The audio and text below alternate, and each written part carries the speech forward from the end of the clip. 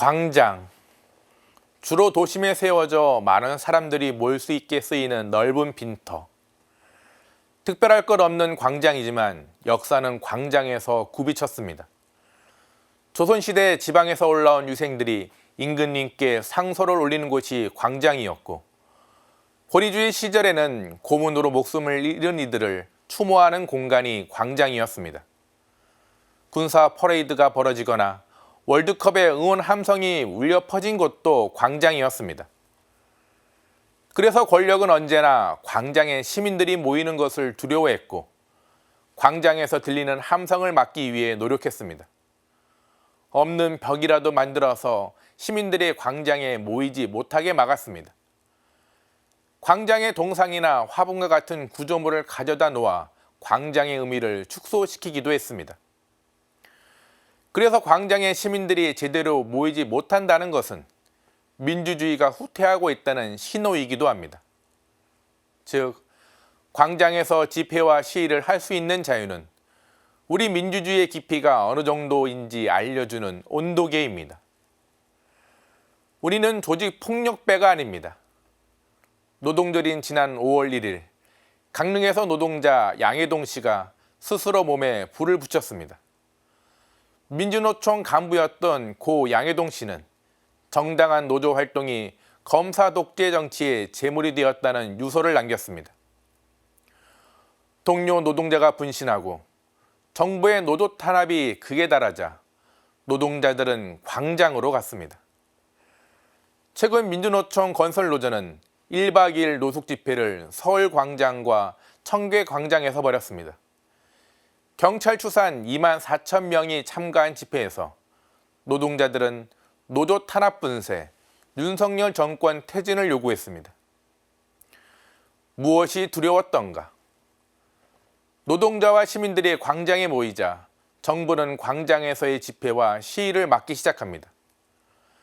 민주노총의 노숙 집회 후 정부와 여당은 집시법을 개정하기로 했습니다. 당정은 불법 전력이 있는 단체와 새벽 시간에는 집회 시위를 제한하는 내용으로 집회와 시위에 관한 법률을 개정하기로 했습니다. 여기에다 이번 달 19일 박대출 국민의힘 정책위 의장은 집회와 시위에 강력하게 대응해야 한다며 백남기 사건으로 사라졌던 물대포까지 언급했습니다. 박물관으로 사라진 줄 알았던 물대포가 부활한 것입니다. 경찰은 산수차를 구매할 계획이 없다고 하지만 물대포라는 단어가 입에 오르내렸다는 사실만으로도 시민들은 두려움을 느낍니다. 여기에 최근 윤석열 대통령은 과거 정부가 법 집행 포기로 불법 시위가 만연해 있다며 집회와 시위에 대한 엄정한 대응을 경찰에 지시했습니다. 이에 경찰은 6년 만에 전국 기동대 121개 중대가 참여하는 훈련을 재개했습니다. 훈련 내용은 시위에 대한 강제 해상과 검거입니다. 노동자의 분신, 물대포와 시위대에 대한 강경 진압, 그리고 집시법 개정까지 느리지만 분명하게 진보하고 있다고 믿었던 것들이 퇴보하는 느낌입니다. 특히 대통령은 자유를 말하지만 그 자유는 말할 자유가 아니라 듣지 않을 자유인지 모르겠습니다. 듣기 싫은 이야기는 불법이라는 틀에 가두고 철저히 틀어막겠다는 것은 아닌지 걱정입니다. 오히려 대통령과 정부는 집회와 시위 제한을 고민할 것이 아니라 왜 노동자와 시민이 광장에 나와 목소리를 내는지 성찰하는 것이 더 중요합니다.